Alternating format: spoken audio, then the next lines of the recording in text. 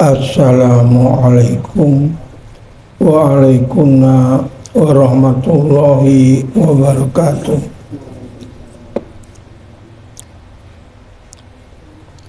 Alhamdulillahilladzi atana bil wafidiyati bi fadli rabbina. Alhamdulillahilladzi wal ahad al wahidus somadu yahdi li rasad bijahi dzan nabiyyi asdil alami waruqihi sholli alaihi sallimi ya rabbana wa alihi wa sahbihi wajma'lana bihi kada alaihi waghfir lana waftah lana waltuf bina ya rabbana ya rabbana ya rabbana. Ya ayyuhal husu salamullah alaika rabbini biiznillah wanzur ilayya sayyidi binadrah musilatil lil hadratil aliyah amma ba'du. Bismillahirrahmanirrahim.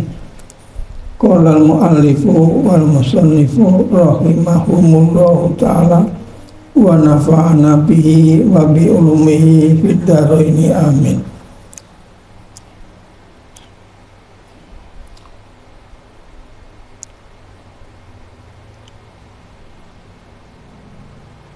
Inna qurratal aini bisuhud ala qadril ma'rifati bil mashhud.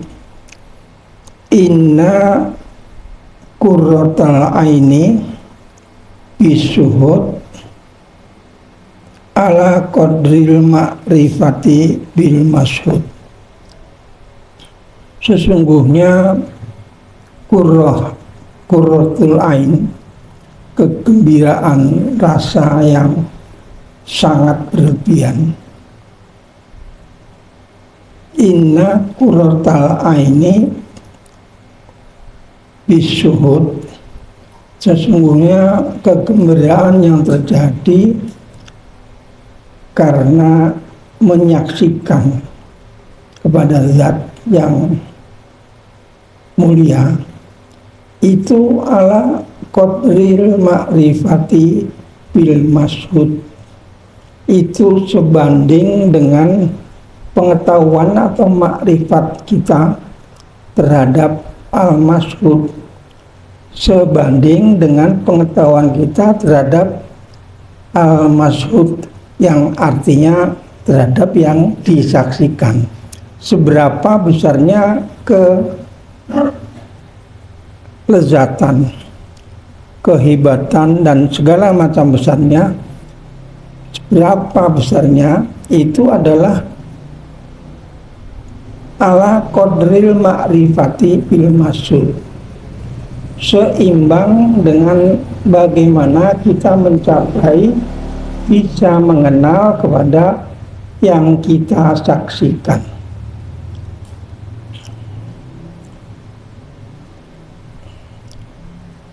In bikasil hamji in kanat min kalamil musannifi. In ini dengan kasroh hamzah, jadi dibaca in bukan an. Kalau yang mengucapkan adalah musannaf, tapi kalau yang mengucapkan bukan musannaf, an. Jadi angkanat, in kanat dan an kanat.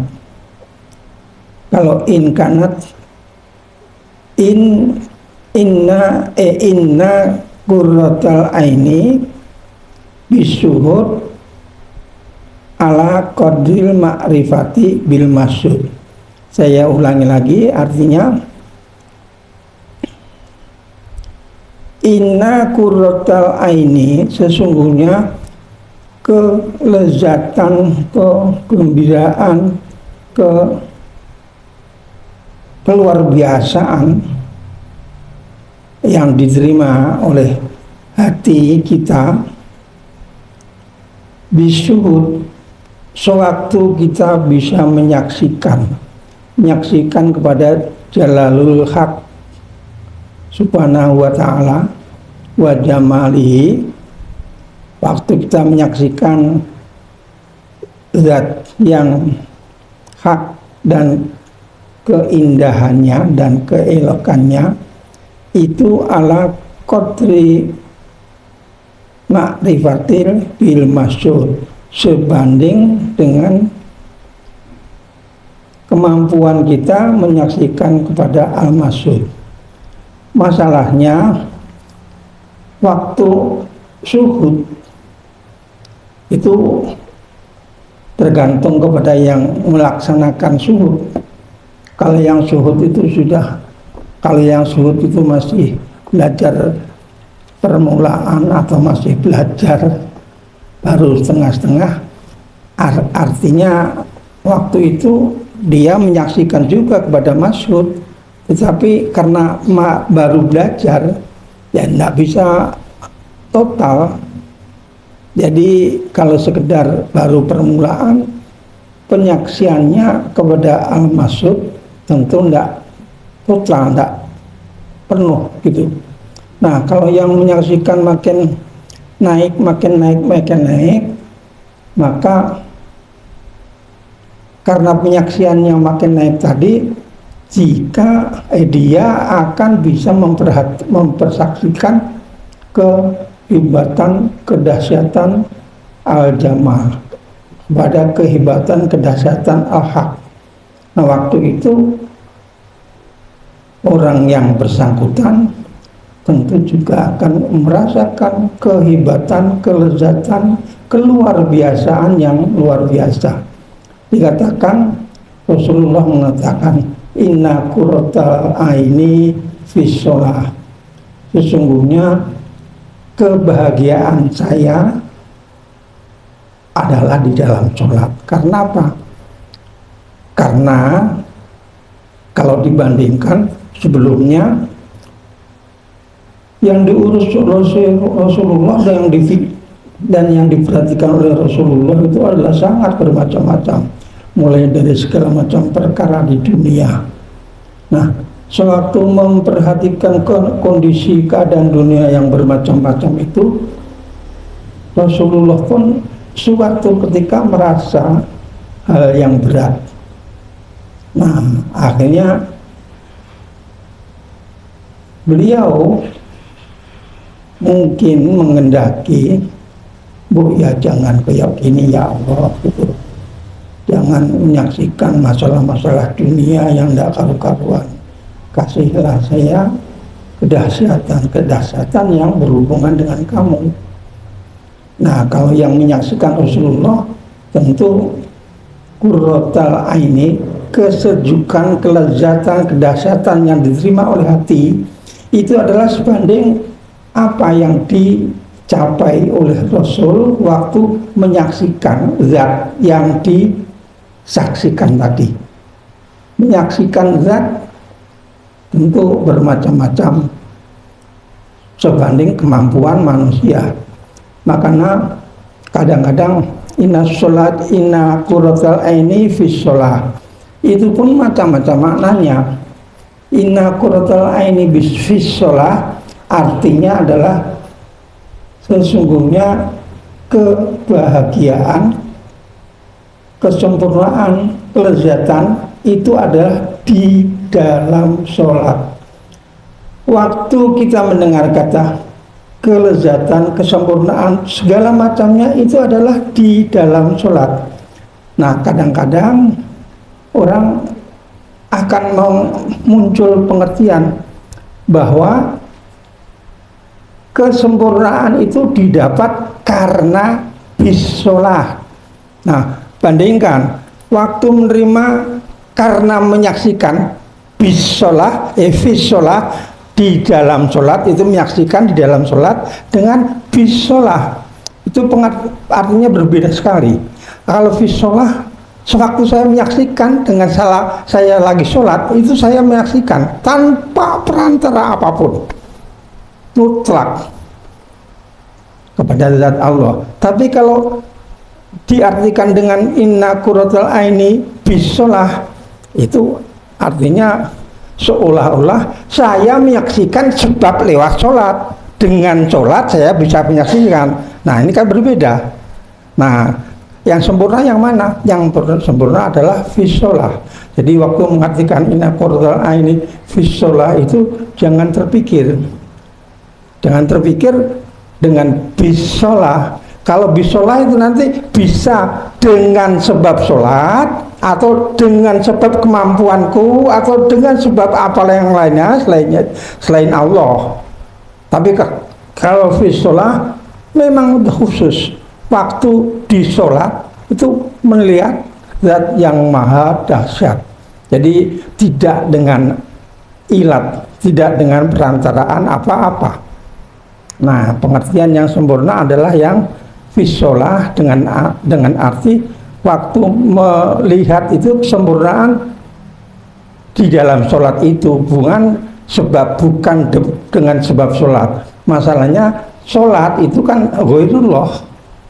Kalau Anda menyaksikan, saya menyaksikan kedahsyatan bisolah dengan sholat. Nah waktu menyaksikan di sholat, bisolah dengan sholat, lewat sholat, tidak langsung lewat Allah begitu. Jadi kalau dengan bisolah, dengan wasilah melihat lantaran dengan selain Allah.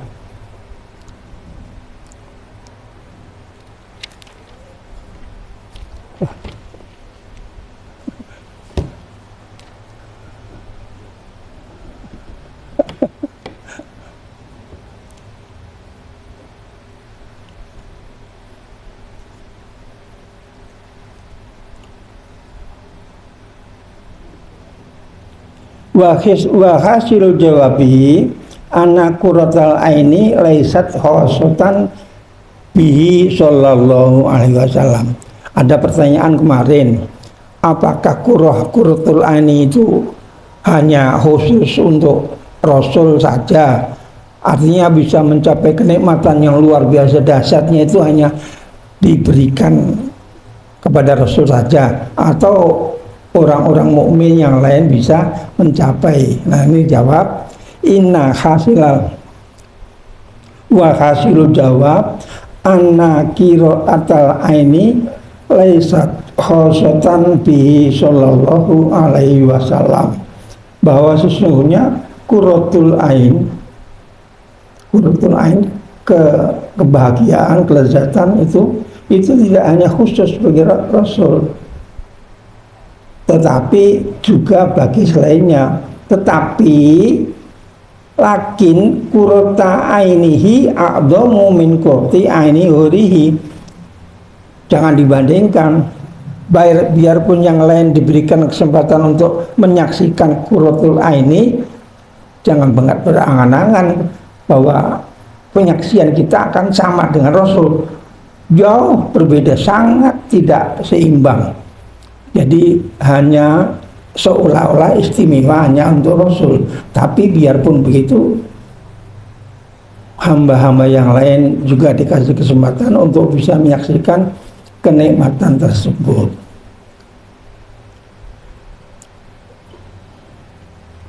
Lakin qurrata ainihi a'dhamu min qurrati aini ghairihi, hanya saja kebahagiaan Rasul itu a'dhamu min qurrati aini ghairihi, lebih hebat daripada qurratul aini ghairihi.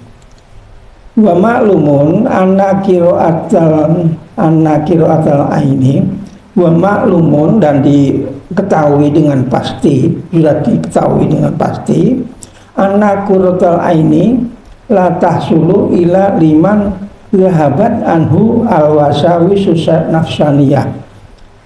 Yang bisa mencapai qurratul ain tidak setiap orang. Yang bisa mencapai qurratul ain itu kalau mereka sudah tidak ada sifat nafsaniyahnya sama sekali, tidak ada was-was lah. Laisat la tasulu ila man labat anhu al-wasawis, tidak akan terjadi kecuali bagi mereka yang sudah tidak waswas, was-was tadi yang sebangsa nafsaniyah wa syaitoniyah. Anna man kana ma'muron fiha faqalilun antah subalahu qurrata ainin. Adapun orang yang masih bergelimang dengan nafsu was-was syaitoniyah, kok punya keraguan atau punya pikiran-pikiran yang tidak fokus, itu tidak mungkin akan bisa mencapai qurratal aini.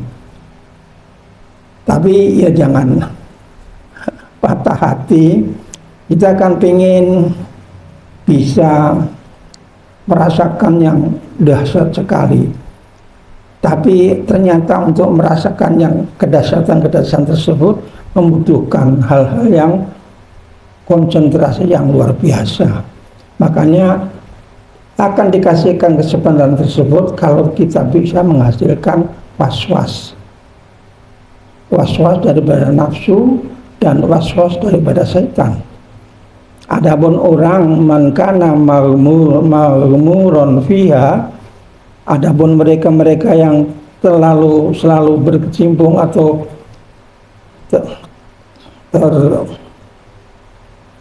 terkait dengan nafsu, faqalilun antah sulalahu qurratu ainin. Jarang sekali untuk bisa berhasil mendapatkan qurratu ainin. Ya makanya sulit sekali. Akhirnya yang ada pikiran kita itu macam-macam. Waktu pikiran Rasulullah mencapai puncaknya, karena beratnya memikirkan masalah keduniaan, beliau mempunyai harapan bisa hilang kalau sholat. Kalau sholat segala macamnya hilang, tidak akan terganggu lagi.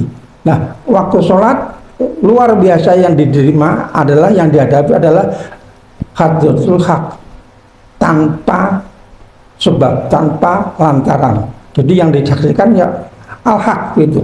Nah, artinya di sini waktu menghadap al-haq hilang segala macam gangguan-gangguan itu.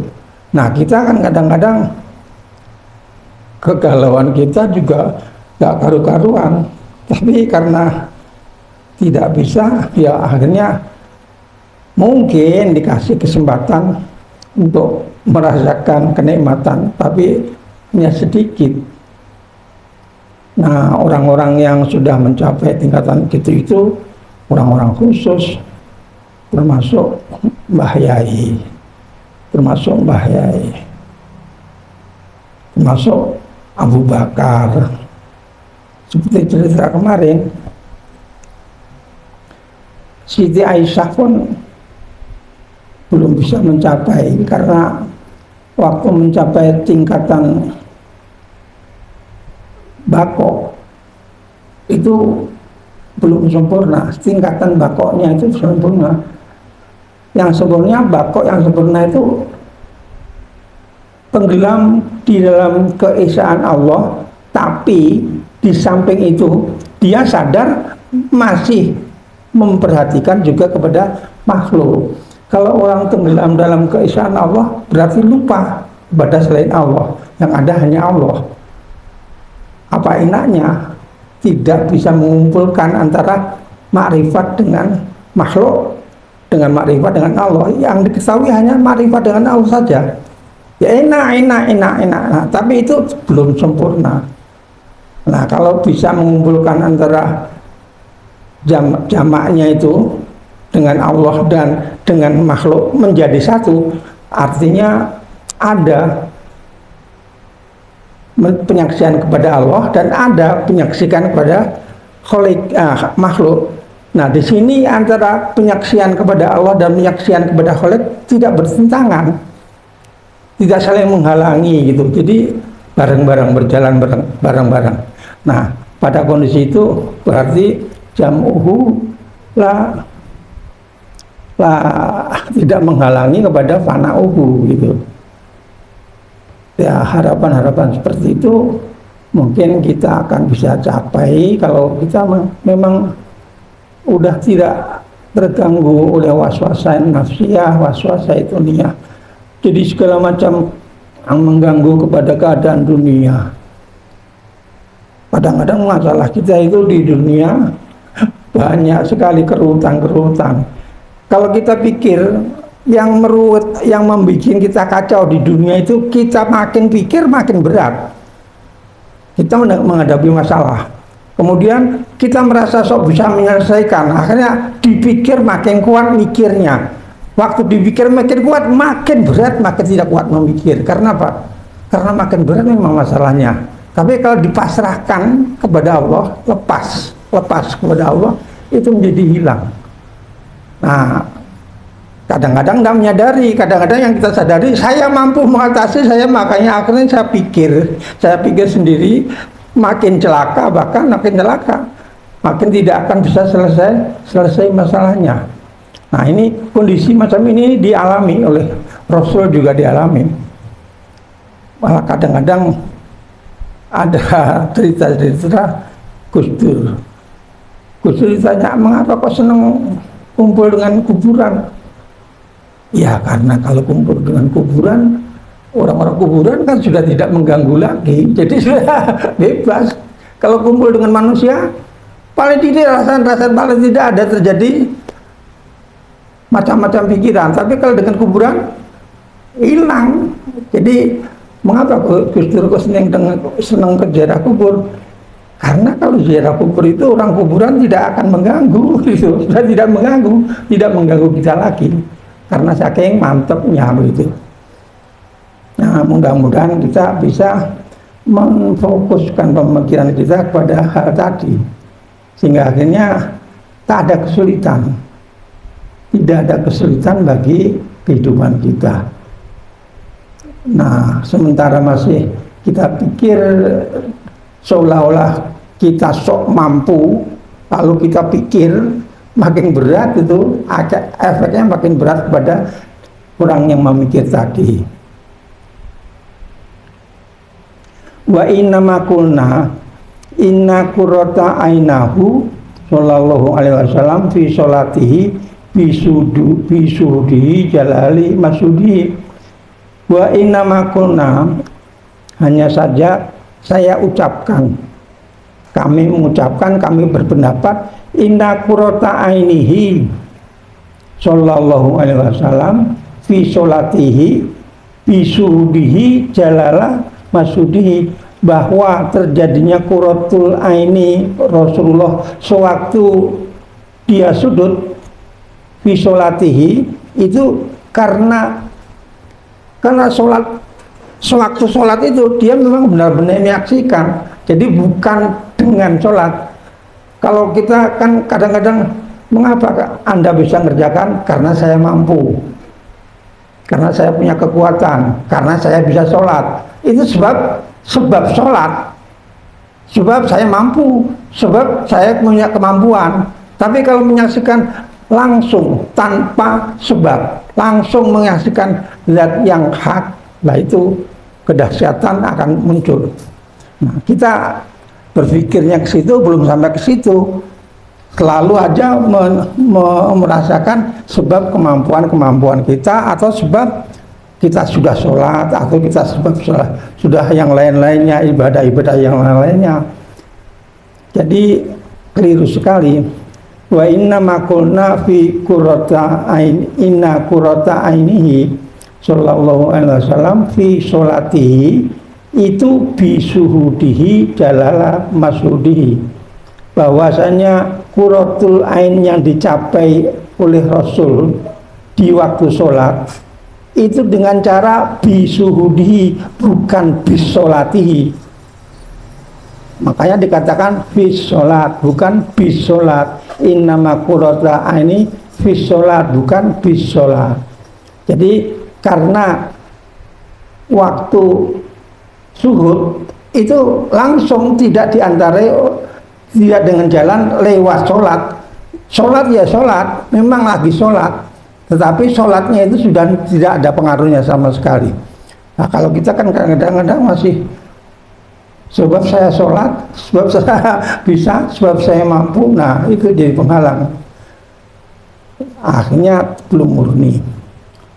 Wawal hakku, yang seperti itu adalah yang hak.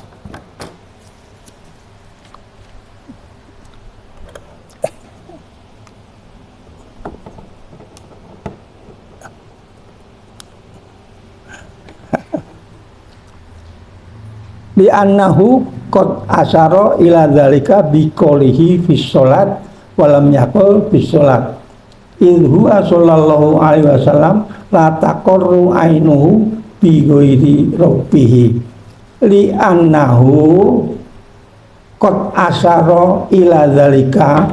Rasulullah mengatakan inna qurrata aini fi sholat, itu memberikan isyarat, memberikan pengertian, tidak dengan selainnya, tidak dengan sholatnya, bukan dengan sholatnya, tapi langsung ketemu sama Allah. Li'annahu qad asyara ila dzalika biqaulihi fi shalah. Rasul mengucapkan inna qurrata aini fi shalah. Jadi waktu sholat aku menyaksikan, tidak dengan sholat aku menyaksikan. Berbeda sekali itu. Nah, kadang-kadang perasaan kita tidak bisa membedakan, kayak lilah bilah aja lah. Ya sebetulnya belum lilah bilah, masih merasa lilah bilah, tapi dalam pemikirannya itu seolah-olah saya sudah bisa, tapi ternyata nggak nyangkut sama sekali. Jadi akhirnya menjadi makin sombong gitu. Kalau orang udah lilah bilah itu hilang. Kalau masih makin sombong, makin merasa hebat, makin merasa tidak ada tandingannya, itu jadi bukan lilah bilah. Kalau lilah bilah sudah tidak ada perasaan gitu. Jadi makanya akhirnya diperhatikan saja bagaimana lilah bilah kita makin tunduk, makin menyerah, atau makin membantah, atau makin menunjukkan perlawanan. Li'annahu qad asyara ila dzalika biqaulihi fi shalah. Rasul memberikan pernyataan tadi inna qurrata aini fi shalah. Ulam yakul bis shalah, tidak mengucapkan dengan ucapan bis shalah. Innama qurrata aini tidak bis shalah, tapi bis shalah. Berbeda sekali itu. Kalau bisolah as-sholah kan Allah, terus as-sholah kan bukan Allah. Jangan disangka kalau as-sholah itu langsung kita kembali kepada Allah. Kalau kepada Allah mutlak, tapi kalau dengan sholat ini biarpun sholat itu sebetulnya menuju kepada Allah, tapi bukan, karena masih dengan sholat. Jadi kalau masih merasa yang macam-macam, masih berasa meramal, masih bisa apa-apa gitu, itu masih keliru itu. Nah, kalau sudah usul kepada Allah, memang benar-benar ketemu sama Allah tanpa ada perantara sedikit pun. Jadi akan makin dimengerti bagaimana tingkah laku kita setelah berhadapan atau mengalami masalah tersebut. Masalah tersebut. Idhuwa sallallahu alaihi wasallam la taqarru ainuhu bi ghairi rabbihi, karena sallallahu alaihi wasallam, Rasulullah sallallahu alaihi wasallam itu tidak akan menyaksikan kedahsyatan, kelezatan dengan lewat selain Allah, tidak dengan lantaran bighairihi, termasuk bighairihi as-sholatu. Jadi kalau bisolah kan dengan selain Allah, karena sholat itu bukan Allah ya.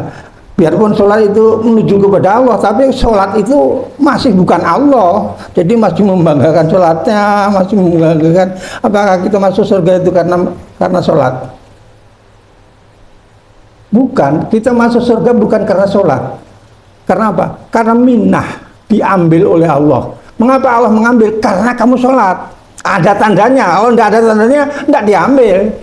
Nah, jangan bangga sekali kalau udah sholat kemudian mesti masuk surga. Luar biasa, jauh sekali. Jadi orang-orang mukmin harus sholat. Mengapa? Supaya ada tanda. Kelihatan tandanya oleh Rasul itu, sinarnya kelihatan tandanya. Oleh Allah juga kelihatan tandanya. Kalau malaikat-malaikat menyaksikan, karena ada tandanya, dikasih minah, diminta, diambil oleh Allah. Sebab tanda tadi bukan karena sholat. Kalau kita menganggap karena sholat kita, waduh, nggak karu-karuan itu jadinya. Makanya ada pertanyaan, andaikan Allah tidak menciptakan surga neraka, Anda sholat enggak? Andaikan Allah tidak menciptakan surga atau neraka, Anda sholat tidak?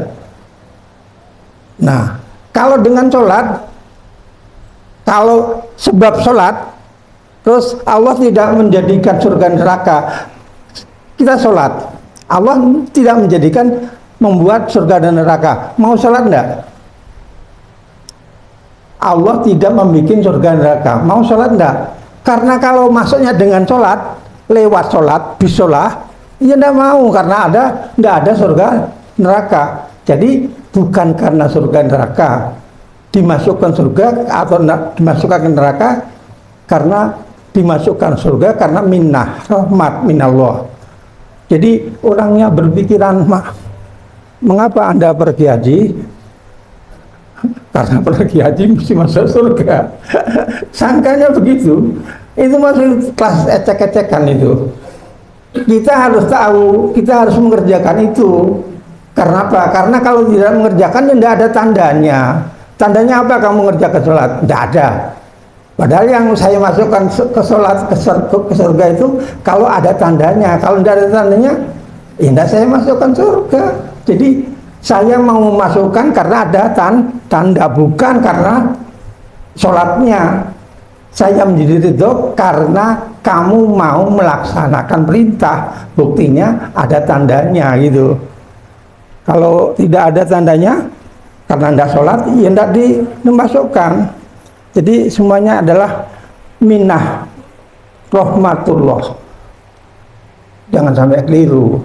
Ya, waktu belajar awal-awal ya biasa, tapi lama-lama ya jangan terus tidak tahu diri. Ada seorang kiai gede, santrinya banyak. Kalau kiai gede santrinya banyak, mestinya bagaimana? Kan nggak mungkin kiai tidak sholat tahajud, nggak wiridan, nggak zikir gitu. Sholat kiainya gede, santrinya banyak.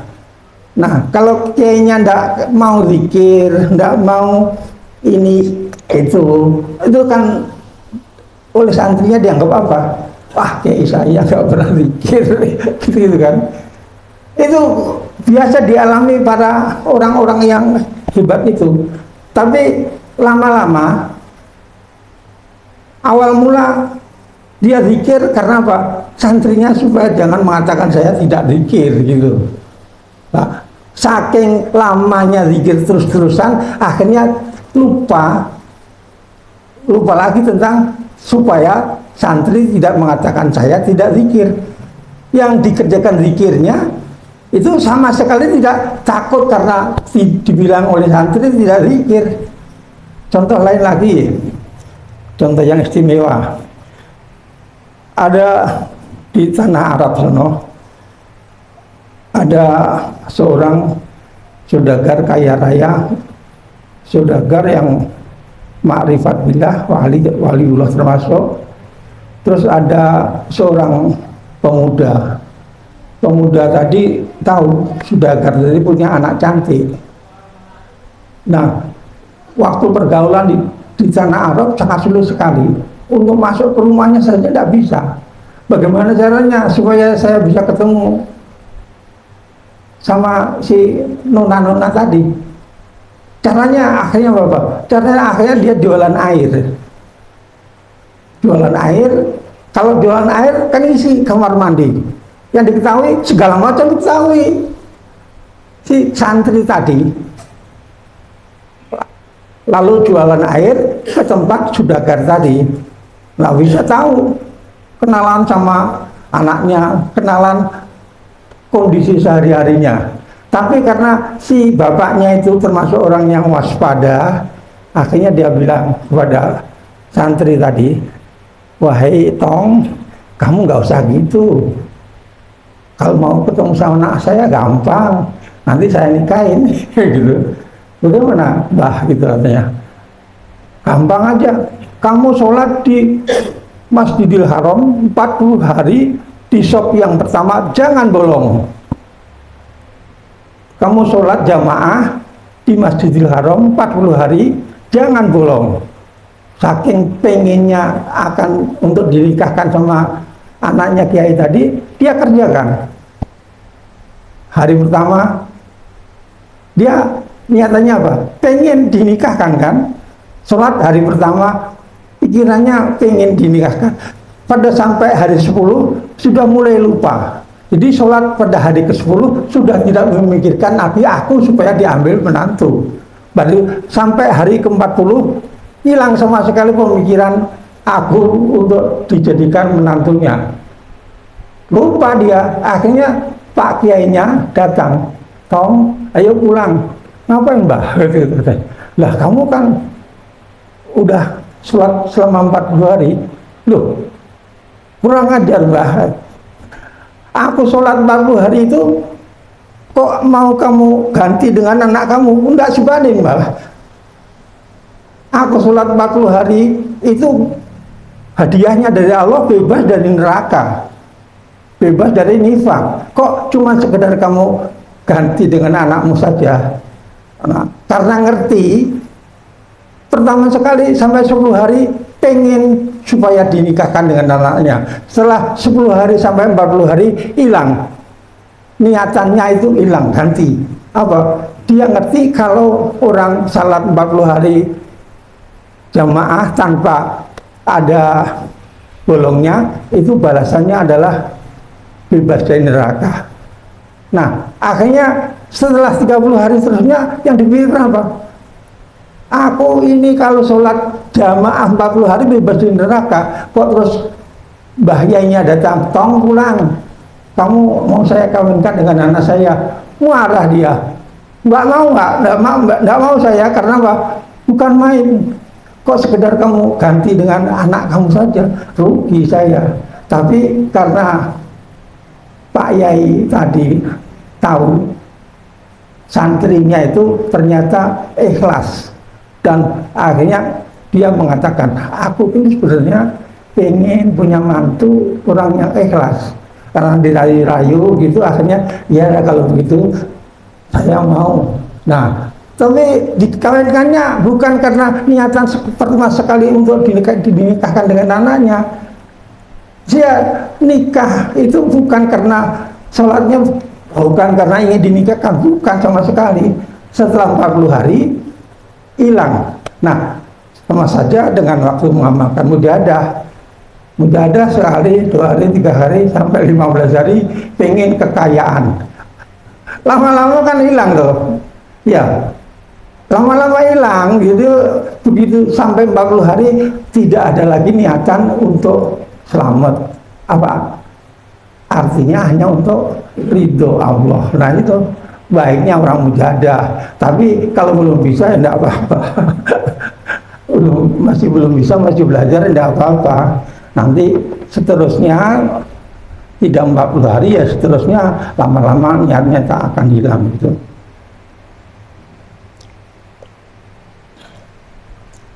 Idhuwa sallallahu alaihi wasallam la taqarru ainihi bi ghairi rabbihi. Karena Rasulullah sallallahu alaihi wasallam itu tidak mungkin terjadi taqarru ainihi bi ghairi rabbihi, bi ghairi rabbihi, dengan selain Tuhannya. Termasuk apa? Termasuk wa minal ghair as-sholatu. Jadi as-sholah kok kemudian dimaknakan bisolah sebab saya sholat. No. Jadi itu ya tadi Jadi tidak begitu maknanya. Wa kaifa taqarru ainuhu bi ghairi rabbi, bagaimana mungkin Rasul menjadikan kelezatan itu kok sebab dengan selain Allah, mana bisa. Rasul itu tidak mungkin. Rasul kalau menyatakan sesuatu itu semuanya mutlak, tidak kemudian dengan ilat-ilat apapun. Aiwal hal anahu ya dulu ala hadal makom, bahwa kondisi tadi menunjukkan kepada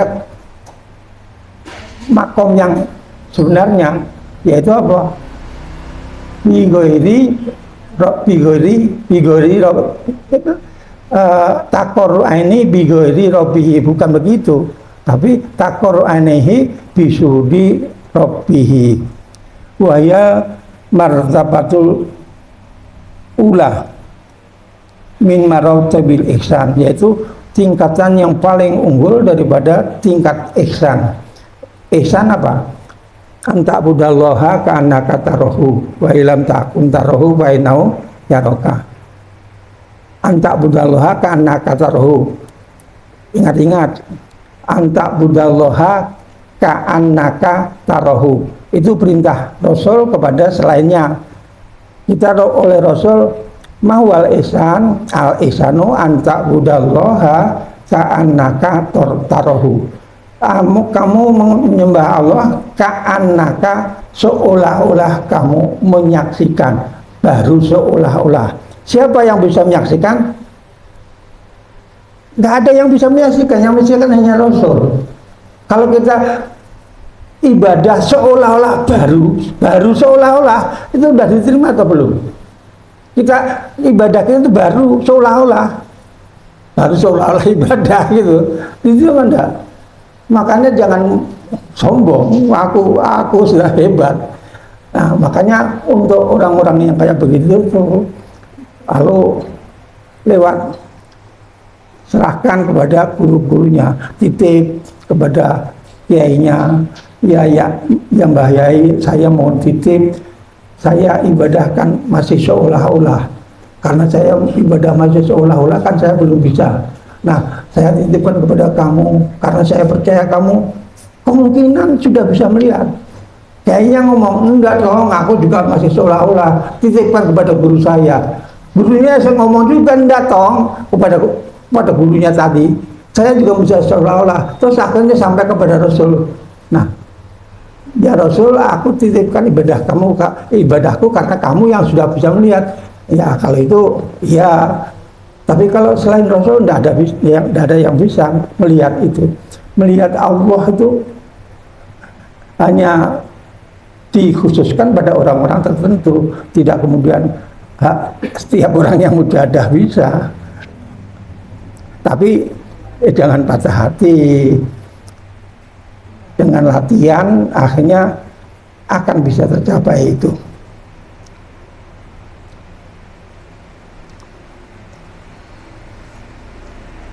Wa al-martabatul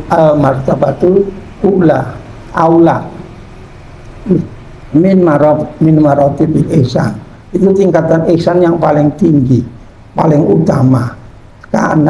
Bukan karena kata Rasul memerintahkan mahwal ihsan, al ihsanu anta budallaha karena kata rohu.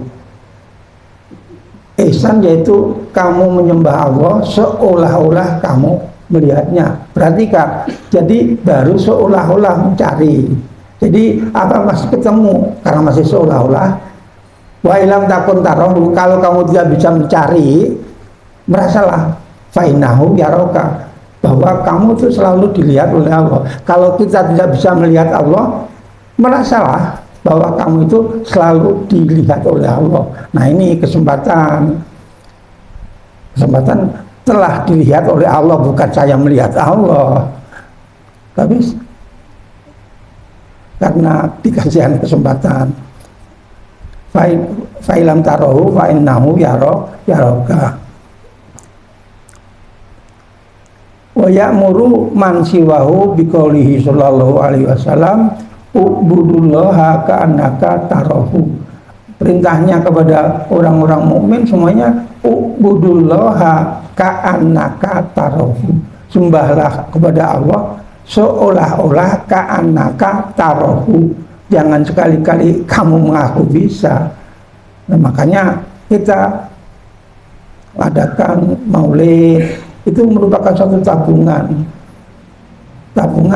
dengan permintaan ya Mbah Yai atau yang sudah meninggal, aku menitipkan amalku supaya kamu sampaikan kepada Allah. Itu nanti yang meninggal itu juga akan mengatakan, saya belum bisa, saya akan menyampaikan kepada guru saya. Yang dikatakan tadi juga akan mengatakan begitu, saya belum bisa, saya akan menyampaikan kepada guru saya. Jadi selalu titip terus sampai kepada Rasulullah, sampai kepada Rasul. Makanya jangan berhenti, jangan terus tidak mau maulid, tidak mau baca rotib, tidak bisa itu. Itu adalah cara untuk menitipkan amal kita supaya sampai kepada alamatnya. Ubudullaha ka'annaka tarahu wa muhalun an yarahu wa yashhaduhu ma'ahu siwahu wa mahalun, termasuk muhal, tidak masuk akal ayarahu, kalau andaikan Rasul melihat kepada Allah, wa yashhadu ma'ahu, menyaksikan bersama, menyaksikan Allah ma'ahu siwahu, dengan selain Allah. Jadi dengan sholat atau dengan zakat atau dengan haji itu seolah-olah barang tadi yang mengantarkan itu tidak mungkin pada Rasul. Tapi kalau pada umatnya ka'annaka, ya itu terjadi, yang terjadi ka'annaka atau seolah-olah. Wa minasiwa sholatuhu, yang termasuk selainnya adalah sholatnya.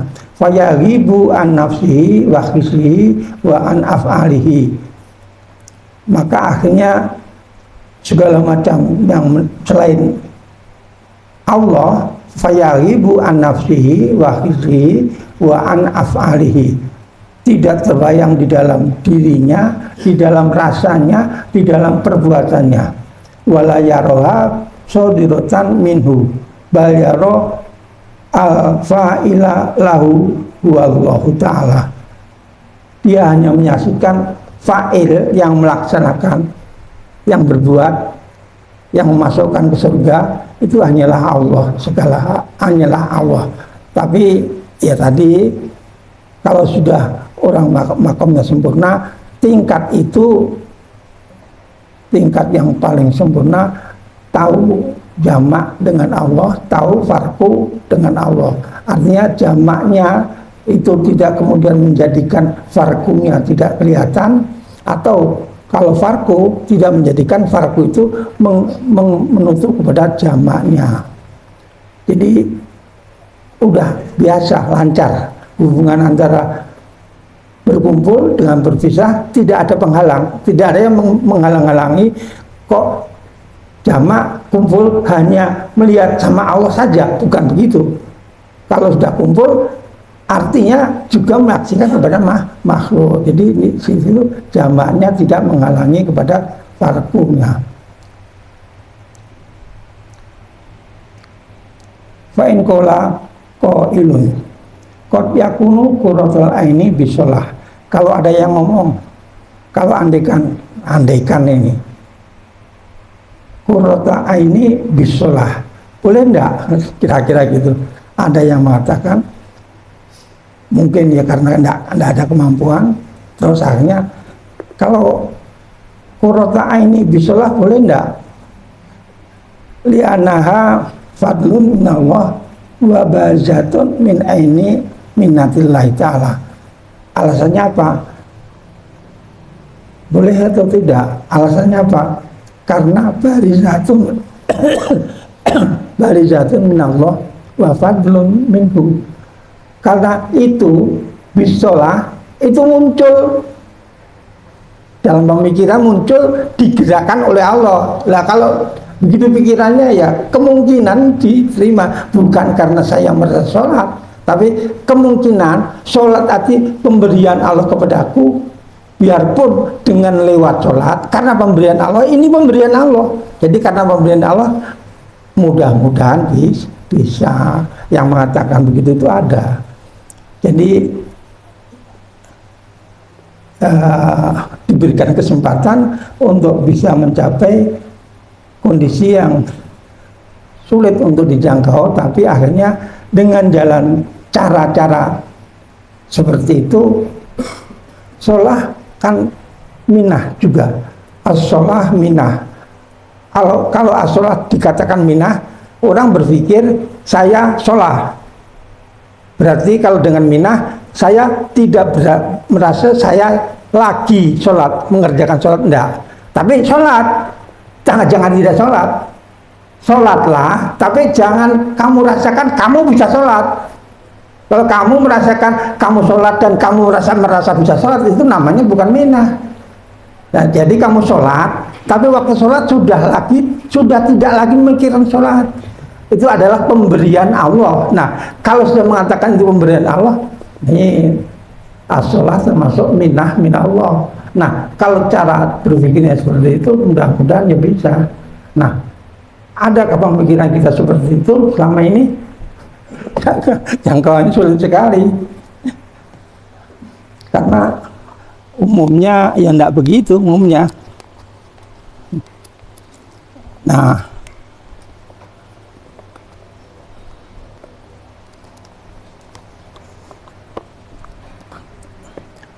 tapi kalau dilatih tentunya sedikit demi sedikit akan bisa mencapai tingkatan tersebut.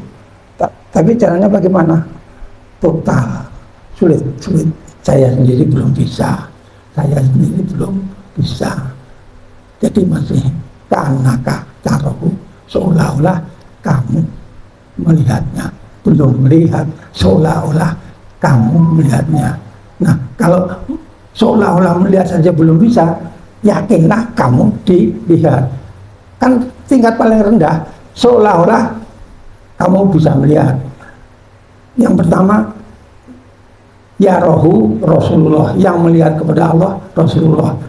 Rasul merintah kepada makhluknya, pada umatnya, ka'annaka, seolah-olah kamu melihat. Nah, kalau tidak melihat, kamu yakin bahwa kamu itu diawasi oleh Allah. Ini tingkat ketiga, tingkat yang paling rendah. Kamu yakin kamu diperhatikan oleh Allah. Kalau kamu udah yakin kamu diperhatikan, tentu tidak mau macam-macam. Biarpun kamu belum melihat kepada Allah, tapi sudah merasa diperhatikan oleh Allah. Perhatiannya tentu lain, tidak seperti kalau sudah kayak bisa mengerjakan atau tidak, seperti orang yang belum tahu apa-apa. Nah, makanya perjalanan ini adalah sangat sulit. Biarpun sulit, ya memang kelas yang diminta ini kelasnya bukan kelas ecek-ecekan, kelasnya kelas super gitu. Nah, apakah Anda puas dengan kelas ecek-ecekan? Kalau ecek-ecekan nanti nasibnya tidak karuan, masih dititipkan. Ya ayatuhan nafsul mutmainnah, irji'i ila rabbiki radiyatan mardiyah, fadkhuli fi ibadi wadkhuli jannati. Ini fadkhuli fi ibadi, ini berlaku keanaka. Keanakannya supaya dihilangkan. Fadkhuli fi ibadi, masuklah kamu ke dalam hamba-hambaku pilihan, hamba-hambaku yang saya pilih. Kalau kamu masuk dalam rombongan dia, fadkhuli jannati, boleh kamu masuk surga. Kalau kamu belum masuk kepada fadkhuli fi ibadi, karena tidak tahu caranya masuk dalam kelompok golongan tersebut, bagaimana saya bisa masuk kepada fadkhuli fi ibadi? Saya harus masuk ke dalam rombongan hamba pilihan. Caranya bagaimana? Nah, makanya caranya itu tadi. Terus akhirnya baru fadkhuli jannati, masuklah kamu ke dalam surgaku. Padahal ayatnya gampang aja. Ya ayat Tuhan nafsul mutmainnah, wahai hamba yang sudah mutmainnah, seolah-olah selamat, seolah-olah irji'i ila rabbiki, kembalilah kamu kepada Tuhan kamu. Rodiyatan mardiyah. Biasanya kalau kembali itu ridho. Waktu Anda pulang, hati gembira, ridho. Waktu sampai di rumah, yang di rumah buka pintu dengan baik. Artinya Anda ridho dan diridhoi oleh orang yang di dalam rumah. Ini artinya Anda, ya ayatun nafsul mutmainah, orang yang digitukan itu mesti udah yang tumanina. Nah, selanjutnya fathuli fi ibadi, kamu masih melewati satu tangga lagi, masuklah ke dalam kelompok hambaku. Fathuli. Nah, sekarang untuk masuk ke dalam hamba-hambaku bagaimana? Saya masuk, waktu saya masuk dimasukkan, diterima enggak? Nah, kalau waktu saya masuk kemudian ditolak oleh hamba-hambaku, nah kan celaka. Makanya jangan sembarangan. Lah ini tata tertib atau etika orang berguru, kira-kira begitu. Orang berguru gitu ya, kadang-kadang kalau dikatakan sok guru kelihatannya sangat merintah, tapi bukan begitu. Sama sekali tidak ada dari guru untuk menghendaki supaya muridnya tunduk, sama sekali tidak ada. Kalau guru masih memerintahkan kamu harus begini, kamu harus begini, namanya guru nulila, itu guru lagu. Tapi kalau namanya guru benar guru terbuka, sama sekali tidak ada masalahnya. Nah, Anda waktu datang kepada guru, diaku enggak? Diaku terserah, guru mau ngaku terserah. Mau ngaku bagaimana? Karena kelakuan Anda sendiri, bukan karena kelakuan guru. Kelakuan Anda sendiri yang kurang ajar. Kurang ajar, kamu tidak merasa kurang ajar, kamu anggap berat biasa, melotot matanya, langkahnya tidak karu-karuan. Kan perasaan kita sendiri. Padahal di mata guru, guru tidak menghendaki itu, tapi tidak memerintahkan untuk berbuat itu. Tapi kewajiban murid kepada guru yaitu tidak usah dibilangin, ya gitu loh. Kira-kira itu begitu. Nah, kalau masih menonjolkan nafsunya, sulit sekali itu. Ya, saya rasa sudah jam 11. Saya cukup sampai sekian dulu. Mudah-mudahan yang saya sampaikan bisa diterima dan dapat ridho daripada Allah Subhanahu wa Ta'ala. Ya Rabbana ikfir yasfir iftah wahdina warif bainana ya Rabbana wabillahi taufiq wal hidayah wa minna rasulullah sallallahu alaihi wasallam asrafa wa tarbiya wa minna rusyah zaman anad rahmatullah wa minkum jami'an al-ahwa wal maghfirah. Wassalamualaikum warahmatullahi wabarakatuh.